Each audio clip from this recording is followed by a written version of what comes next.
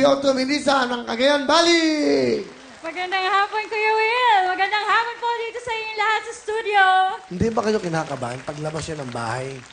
Alam niyo na mapanganib na ang buhay ng isang katulad nyo, sundalo, militar, lalo na kayo, babae pa kayo.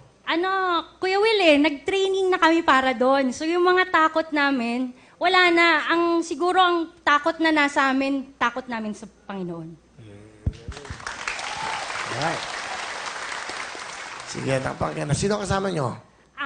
Pinapakilala ko po ang aking napakaganda at napaka-sexy na single na ate na bumiyahe pa galing ng Lipa. Ay, Si Ate Janice. magandang hapon, Kuya Will. Ang tangkad ni Ate Janice, ano height nyo? 5'7" po, Kuya. Tangkad Ate, ano gusto mo sabihin?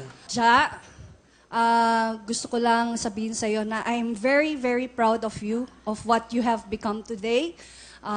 Despite the trials that you have been through, please don't worry about your son, Adam. Andito kami para sa kanya. I know kung gaano kadelikado ang trabaho nyo sa kapulisan, but I am assuring you na even if I get married and have my own family, Adam will be a part of my family.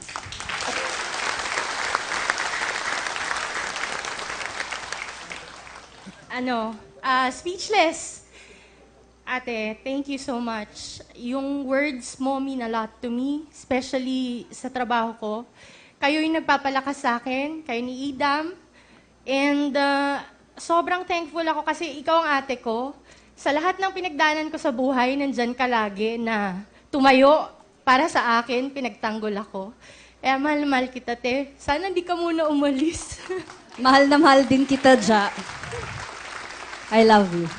Grabe yung luha mo, Sobrang lamay ate mo, no? Opo. Simula po nung nagkaanak ako, nung wala pa po akong work kasi siya yung talagang tumayo na nanay sa anak ko. Habang nag-aaral po ako, siya yung nag-aalaga sa anak ko. Kaya sobrang grateful po talaga.